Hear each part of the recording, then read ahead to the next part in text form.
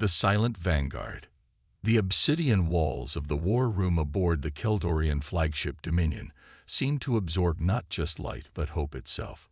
High Commander Vorax stood before the strategic display, his four arms folded in satisfaction as holographic representations of human colonies blinked out one by one. For 8 standard cycles, the Keldorian Empire had methodically crushed humanity's outposts across the Orion Arm, their superior technology and overwhelming numbers reducing humanity's presence to a mere shadow of its former self. The humans call this scorched earth, Vorax said, his voice like gravel sliding down a metal chute. Ironic, since Earth is all they have left.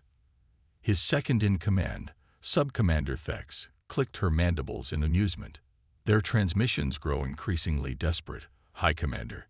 They speak of surrender negotiations. Deception, Vorax replied, his primary eyes narrowing while his secondary set scanned the tactical readouts. Humans always deceive. We will accept nothing less than complete subjugation. The massive viewscreen shifted to display Earth's solar system, humanity's cradle and last stronghold. 8 billion humans crowded onto one blue-green world and a handful of orbital habitats and lunar settlements. The Keldorian armada of over 5,000 warships would arrive within 3 standard days. The final assault preparations are complete, Thex reported. The Emperor himself will witness our triumph via quantum relay. Vorax nodded, his exoskeletal faceplates shifting to form what passed for a smile among his kind. Victory is inevitable. Humanity fought admirably for primitives, but resistance was futile from the beginning. Deep within the asteroid belt of Earth's solar system, inside the hollowed-out core of Ceres, Captain Ilara Vance stood in the control center of humanity's most closely guarded secret. Around her, hundreds of engineers and officers worked frantically at their stations, the air electric with tension and purpose. Project Echo status report, she demanded, her voice steady despite the weight pressing down on her shoulders. 3 years as combat captain in the outer colonies had left her with a prosthetic arm and a face marked by both scars and determination. Commander Jackson Chen approached with a tablet, his expression serious but his eyes alight with something that had become rare in recent months. Hope. Final systems check complete, Captain, he reported. The TSS Thunderbolt is operational. Quantum displacement drive is stable. Graviton Lance arrays charge. Neural integration systems online. Ilara nodded, taking a deep breath before activating the central holographic display. The image that appeared showed a vessel unlike any humanity had built before. Nearly 3 kilometers long, its sleek, predatory design seemed to capture light rather than reflect it, the dark hull material embedded with veins of pulsing blue energy. And the crew, all 1,200 personnel, are aboard and ready. The integration pods are prepared for neural synchronization. Ilara turned to face the gathered officers of Earth's last defense command. For 3 years, they had maintained absolute secrecy while the colonies fell one by one. The waiting, the necessary sacrifice of millions to buy time, had tested them all to their breaking points. The Keldorians believe they understand us, she said, her voice carrying across the suddenly silent command center. They think we're just another species to be added to their collection of conquered worlds. They believe our technology is primitive, our tactics predictable, our will broken. She gestured to the magnificent vessel displayed before them. The Thunderbolt represents everything they don't know about humanity. Our capacity for innovation, our ability to adapt their own technology and improve it, our unwillingness to accept defeat. What of the neural integration risks? Asked Admiral Takenaka, the last surviving fleet commander after the Battle of Proxima Centauri. The simulation showed potential psychological side effects. All crew members are volunteers who understand the risks, Chen answered, and Captain Vance will be the primary integrator.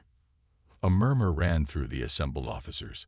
Neural integration technology was experimental at best, dangerous at worst. By directly linking the crew's minds to the ship's systems, reaction times would be reduced to practically zero. But the human mind wasn't designed for such connections. Time for deliberation is over, Ilara said firmly. In 3 days, 5,000 Keldorian warships will arrive at Earth. Our remaining conventional forces can delay them for perhaps 6 hours. The Thunderbolt is humanity's last hope. Admiral Takenaka nodded grimly. Then we proceed. May whatever gods still listen watch over you, Captain Vance. Aboard the Dominion, an alert chimed, drawing Vorax's attention from his war preparations.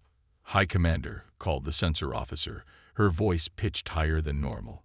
Strange readings from the human system's asteroid belt. Specify, Vorax demanded, striding to the sensor station. Energy signature unlike anything we've encountered before. Quantum fluctuations, gravitational anomalies. It's as if space itself is being reshaped. Vorax's secondary eyes blinked rapidly, a sign of concern among his kind. The humans possess no such technology. Recalibrate your sensors. Already done, High Commander. The readings err. The officer stopped abruptly, mandibles clicking in agitation. The anomaly is moving, accelerating toward our vanguard fleet at impossible speeds. Vorax turned to the main view screen just as space itself seemed to ripple and distort. Where empty vacuum had existed moments before, a massive vessel materialized, its dark hull unlike any human craft they had encountered before. It was substantially smaller than the Dominion, but something about its design triggered an instinctive wariness in Vorax's ancient genetic memory. Identify that vessel, he ordered. No match in our databases, Thex reported, but it's clearly of human design. Primitive markings on the hull. Those markings, visible now as the view screen magnified the vessel, spelled out TSSTHUND alongside the ancient symbol of Earth, a stylized globe with olive branches. A last, desperate weapon, Vorax concluded, unimpressed. Target all forward batteries. Destroy it before. His order was cut short as brilliant blue-white beams erupted from the human vessel, connecting with 6 Keldorian warships simultaneously. Where those beams touched, matter simply unraveled. The affected ships didn't explode. They imploded, collapsing in on themselves as if caught in miniature black holes. Impossible. Vorax roared. No human weapon cold. More vessels. The sensor officer shouted. Smaller craft, hundreds of them, emerging from the human ship. On the view screen, swarms of sleek fighters poured from the Thunderbolt's launch bays, each moving with impossible agility, phasing in and out of normal space in patterns that confounded Keldorian targeting systems. Evasive action, Vorax ordered. All ships, concentrate fire on the primary human vessel. Inside her neural integration pod aboard the Thunderbolt, Ilara Vance experienced the battle in ways no human commander ever had before. Her consciousness extended through the ship, feeling every system as if it were part of her own body. Around her, mentally linked to her and to each other, the crew operated as a single organism, their thoughts flowing together in perfect synchronization. Graviton lances performing beyond projected parameters, came the collective thought from the weapons team, their satisfaction rippling through the neural network. Quantum displacement drive stable at 94%, reported the engineering consciousness. We can maintain phase shifting for another 42 minutes. Ilara directed her attention to the tactical display, which she perceived not as a visual representation, but as an intuitive understanding of the battle space. The Keldorian Vanguard fleet, 50 ships strong, was attempting to regroup, their formations breaking under the assault of the Thunderbolt's fighter swarms. Their flagship is altering course, she observed through the collective consciousness. They're attempting to withdraw and regroup with the main fleet. A chorus of determined agreement flowed through the neural network. Without verbal commands or physical controls, the Thunderbolt altered its attack vector, its quantum displacement drive allowing it to seemingly teleport directly into the path of the retreating Keldorian flagship. Let's introduce ourselves, Ilara thought. and the collective mind of the crew translated her intention into action. Aboard the Dominion, chaos reigned. 32 ships destroyed in less than 10 minutes, with no successful counterattacks registered against the human vessel. High Commander. Vex called out, her normally composed demeanor shattered. The human ship has appeared directly ahead. Impossible, Vorax snarled.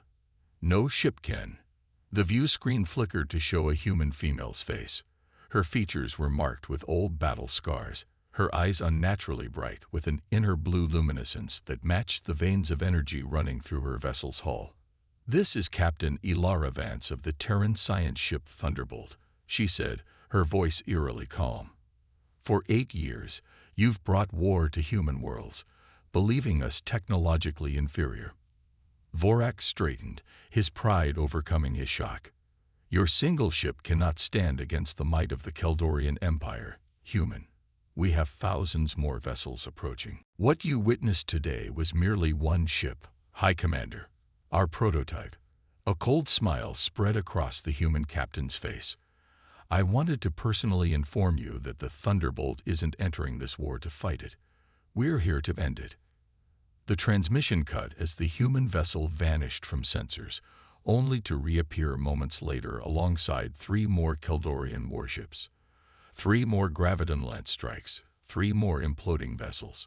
Vorax stumbled as his mighty flagship shuddered under a barrage from the human fighters. For the first time in his long military career, he felt something alien crawling up his spine. Fear. "All remaining ships," he ordered, "full retreat to rendezvous with the main fleet, and prepare a quantum transmission to the Emperor." As the battered remnants of the Vanguard fled, Vorax stared at the tactical display, showing the human vessel hanging in space like a predator watching wounded prey limp away. "After 8,000 years," he murmured, "the Keldorian Empire may have finally met its match." In Earth's War Command, Admiral Takenaka watched the battle telemetry with stunned disbelief. When the neural link with the Thunderbolt had been temporarily broken for crew recovery, Captain Vance had reported a confirmed kill count of 38 Keldorian warships with 0 damage sustained to their own vessel. "It worked," one of his officers whispered. "By all the gods, it actually worked." "This is just the beginning," Takenaka cautioned, though he couldn't keep the hope from his voice. "The Keldorians will adapt. They always do. But for the first time since this war began." He didn't finish the sentence. He didn't need to. Everyone in the command center felt it. The first genuine belief that humanity might survive. In the hollowed heart of Ceres, production facilities that had been operating in absolute secrecy for 3 years accelerated their efforts. More neural integration pods, more quantum displacement drives, more Graviton Lance arrays, more hope. The silent vanguard of humanity's resistance had finally revealed itself, and the galaxy would never be the same. Defiance rising. Emperor Kraftful of the Keldorian Empire sat motionless on his living throne, a magnificent construction of crystalline technology and biological components that connected him directly to the Empire's vast information network. His ancient body, sustained by both advanced medical science and the will to dominate, seemed almost insignificant against the backdrop of the massive throne room aboard the Imperial Citadel, a mobile planetoid that served as the heart of Keldorian power. 6 of his eyes focused on High Commander Vorax, who knelt before him with all 4 arms spread in submission. The commander's exoskeleton was still scorched from battle, his pride more severely damaged than his armor. "Explain," the Emperor said, his voice a harmonious blend of tones that belied the fury behind it, "how a single human vessel destroyed 38 of my warships." Vorax kept his head bowed. "The humans have developed technology beyond our intelligence estimates, Emperor. Their vessel employed weapons and defensive systems unlike anything we've encountered. Analysis suggests they've somehow reverse-engineered and improved upon Keldorian quantum technology." "Impossible," hissed Supreme Scientist Silara, stepping forward from among the gathered Imperial Council. "Humans are barely 600 years into their technological development. They cannot have mastered quantum mechanics at this level. Yet they have, Vorax replied. A dangerous assertion before the Emperor. The human ship, they call it Thunderbolt, displayed the ability to phase in and out of normal space, rendering our targeting systems useless. Their primary weapon appears to generate localized gravitational singularities. The Emperor's mandibles clicked in rapid succession, a sign of deep agitation. Continue the assault as planned. This single vessel cannot stand against our main fleet. With respect, Emperor, Vorax ventured. I recommend caution. The humans showed only a fraction of their capabilities. Their ship's design suggests. Are you suggesting the Keldorian Empire should fear these mammals? Kravfull interrupted, his tone dangerous. Not fear, Emperor. Respect. For the first time in 8 millennia, we face an adversary worthy of our full attention. The Emperor considered this, his compound eyes glittering. Very well. You will assume command of the entire 7th Fleet, 2,000 warships. Crush this human resistance and bring me their technology. Vorax bowed lower. It shall be done, Emperor. As the High Commander departed, Kravfull turned to Supreme Scientist Silara. How did primitive humans achieve this technological leap? Unknown, Emperor, she admitted reluctantly. But there is a disturbing possibility. The quantum phasing technology bears remarkable similarities to theoretical work developed by the Archivist Division. The Emperor's full attention focused on her. Explain. The Archivists study lost technologies of ancient civilizations. 3 cycles ago, we discovered ruins on a world the humans call Proxima Centauri, ruins with quantum manipulation capabilities beyond even our understanding.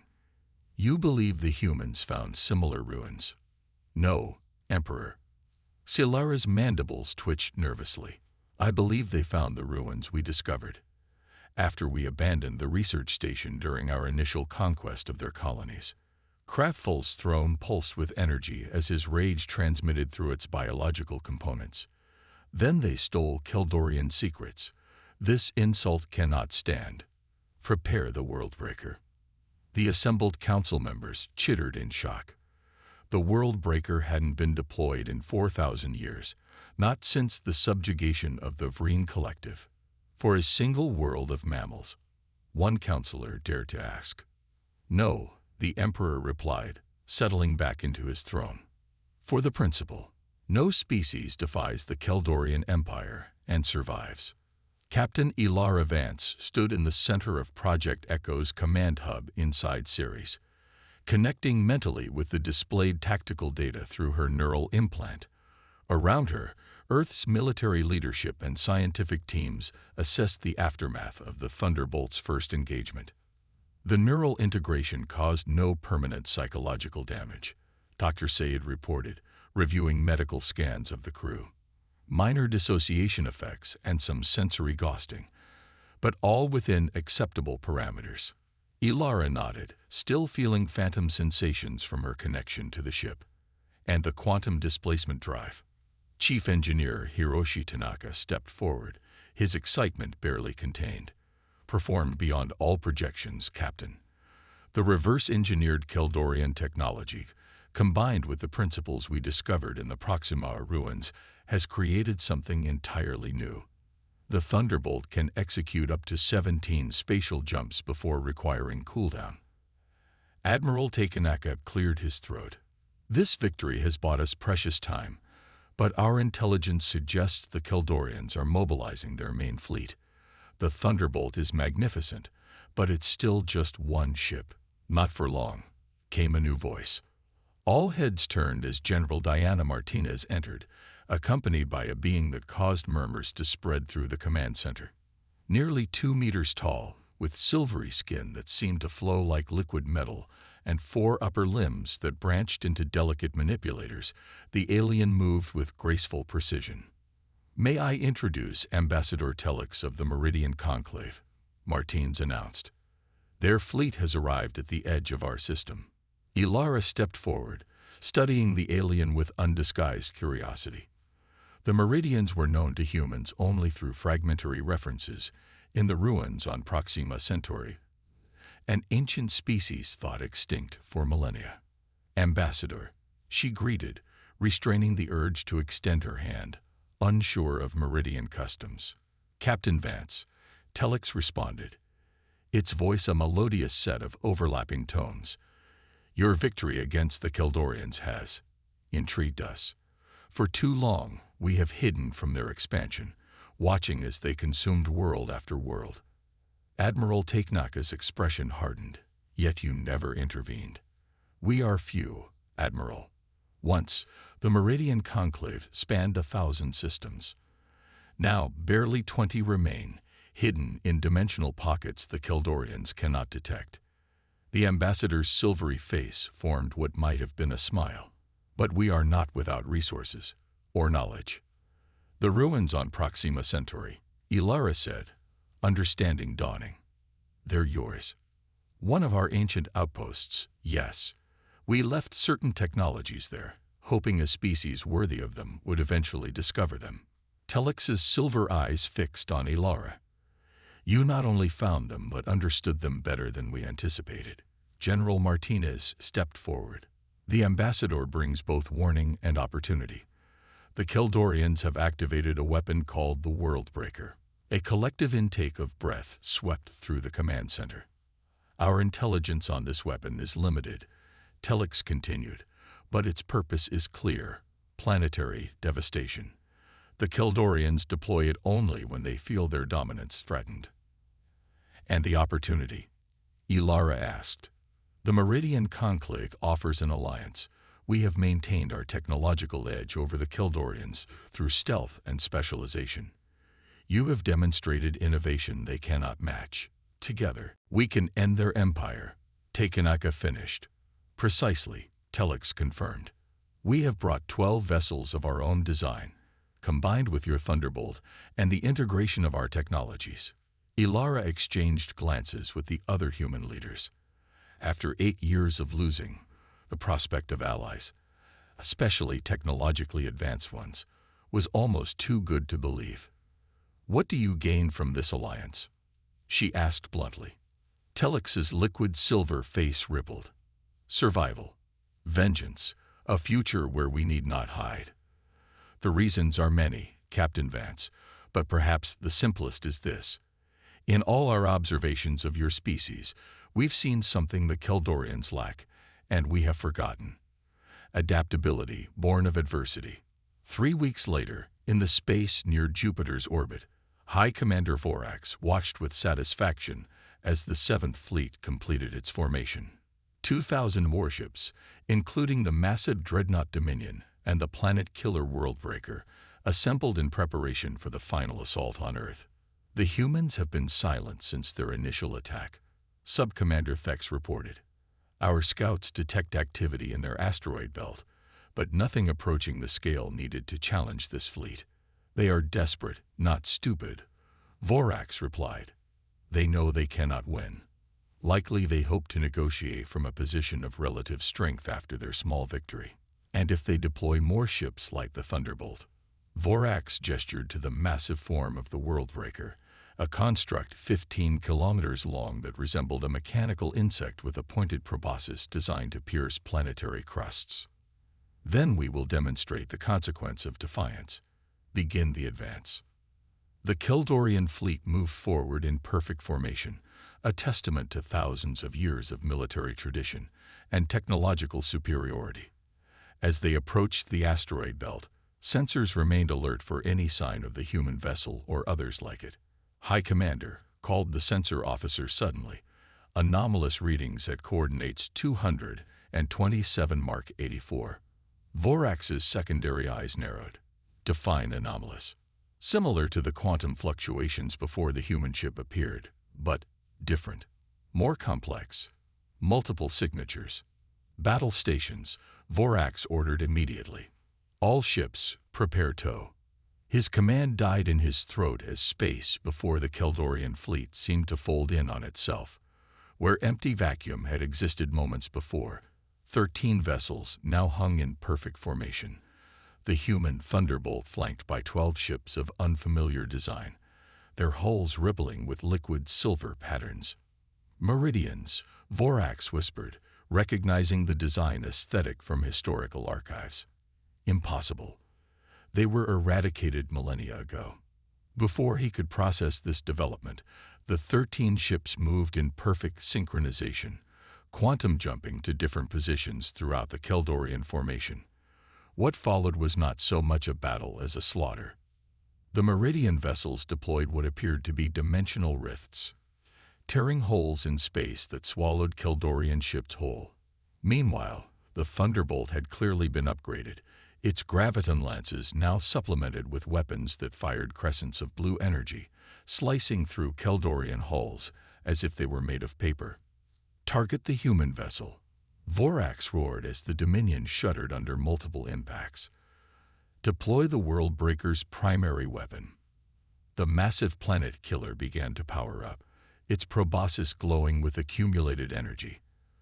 But before it could fire, 3 Meridian vessels converged on it, their dimensional weapons creating a spherical rift that engulfed the World Breaker's forward section. When the rift collapsed, the front third of the massive weapon was simply gone, the edges of the remaining structure glowing with exotic radiation. On the Thunderbolt's bridge, Ilara Vance stood at the center of a holographic control interface, her neural implant allowing her to process battlefield information at superhuman speeds. The enhancements provided by Meridian technology had transformed the ship's already formidable capabilities into something approaching the mythological. Keldorian fleet losses at 62%, reported Commander Chen, his own neural implant allowing him to interface directly with the ship's systems. The World Breaker is disabled. And our losses? Ilara asked, though she already knew the answer through her neural connection. 2 Meridian vessels damaged but operational. The Thunderbolt is functioning at 93% capacity. Ilara nodded, then focused her attention on the Keldorian flagship. Through her enhanced perception, she could sense the confusion and fear emanating from the enemy command ship. Open a channel to the Keldorian flagship, she ordered. High Commander Vorax's face appeared on the main screen, his exoskeletal features unable to hide his shock and rage. Human, he hissed, you align yourself with ancestral enemies of the Empire. This is foolishness. Even now, our Emperor dispatches the main Imperial fleet. 10,000 ships will reduce your world to atoms. Ilara studied him coolly. High Commander, look around you. Your fleet is in ruins. Your World Breaker is broken. You have 2 choices: retreat and live, or continue and die. Keldorians do not retreat, Vorax snarled. Yes, you conquer or die gloriously, Ilara interrupted. Consider this. Perhaps it's time for the Keldorian Empire to evolve beyond those limited options. Without waiting for a response, she cut the transmission and turned to Ambassador Telix, who stood nearby, observing the battle with the serene calm of a species that had seen civilizations rise and fall across millennia. He won't retreat, Ilara stated. No, Telix agreed, silver skin rippling thoughtfully. His genetic programming won't allow it. The Keldorians were engineered for conquest thousands of years ago by their creators. It is woven into their very DNA. Ilara sighed, feeling the weight of the decision before her. Then we finish this. All ships target remaining Keldorian vessels. Capture the flagship if possible, but don't risk our forces to do so. The battle resumed with brutal efficiency. Within 20 minutes, the once mighty 7th Fleet was reduced to scattered debris and disabled vessels. The Dominion, true to Telix's prediction, fought until its weapons were exhausted and its engines destroyed. As Ilara surveyed the aftermath of their victory, she felt no triumph, only grim determination. The battle was won, but the war had entered a new phase. The Emperor will come himself now, Telix said softly beside her, with everything he has. Then we'll be ready, Ilara replied, turning to face the Meridian ambassador. How quickly can your people adapt your dimensional technology to larger vessels? Telix's silver eyes gleamed. You're thinking of building your own fleet. Better, Ilara said, calling up a holographic display of Ceres. "We're going to build our own world breaker. But ours won't destroy planets. It will liberate them." Back on Earth, in factories and shipyards hidden beneath oceans and within mountains, humanity's industrial might was fully unleashed for the first time since the war began. The alliance with the Meridians had provided not just advanced technology but hope, a resource that had been in desperately short supply.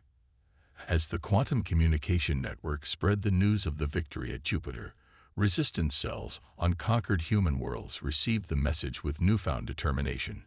Defiance was rising, and the Keldorian Empire would never be the same again. Synthesis. Emperor Kraftfol's living throne pulsed with angry energy as he absorbed the reports of the Seventh Fleet's destruction.